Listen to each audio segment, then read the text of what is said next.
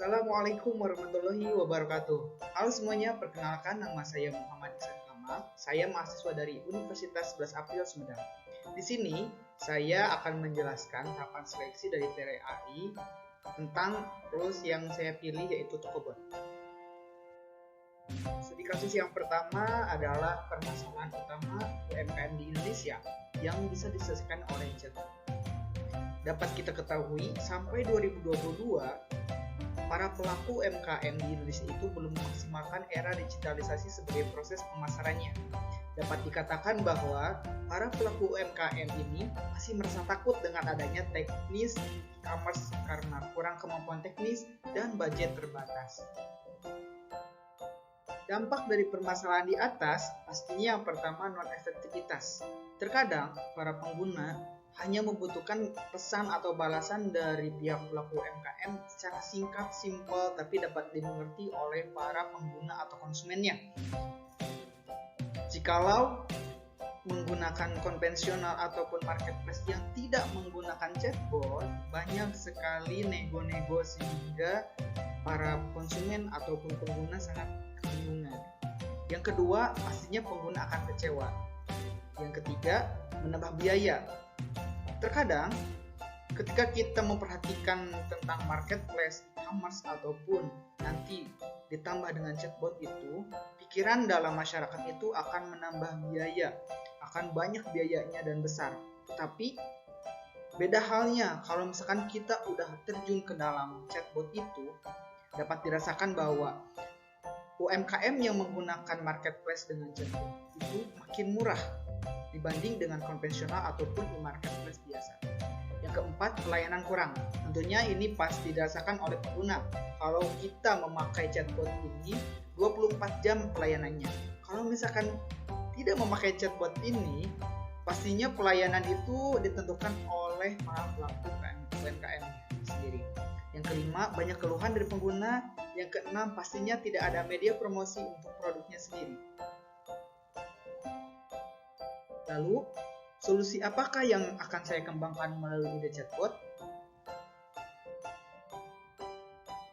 Program ide chatbot yang akan saya kembangkan dalam permasalahan tersebut adalah Mabot namanya.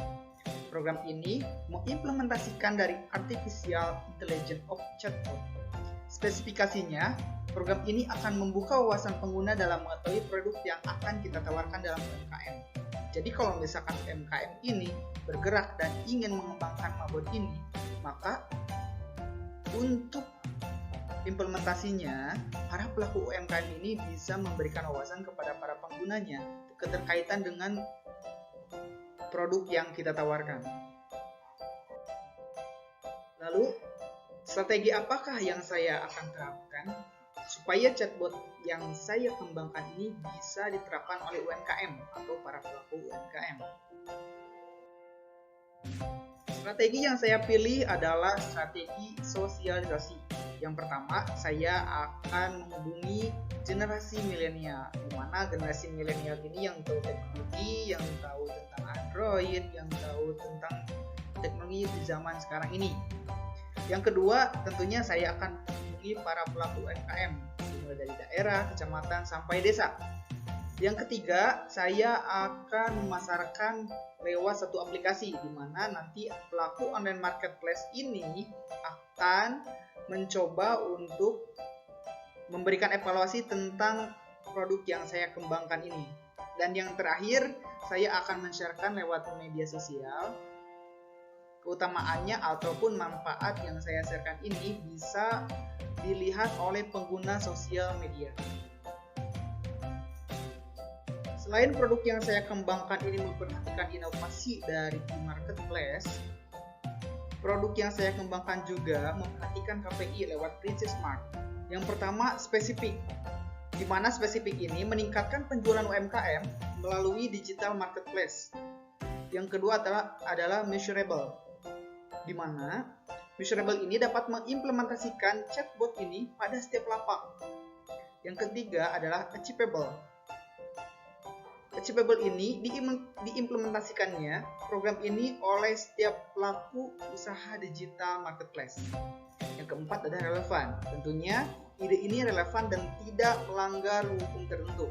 Dan yang terakhir ada time, 3 bulan pelatihan pelaku bisnis. Mudah-mudahan dengan adanya prinsip ini, produk yang saya kembangkan ini tidak menyalahi aturan hukum Indonesia dan bisa diterapkan dan cocok digunakan oleh para pelaku UMKM di seluruh Indonesia. Sekian penjelasan dari saya. Assalamualaikum warahmatullahi wabarakatuh.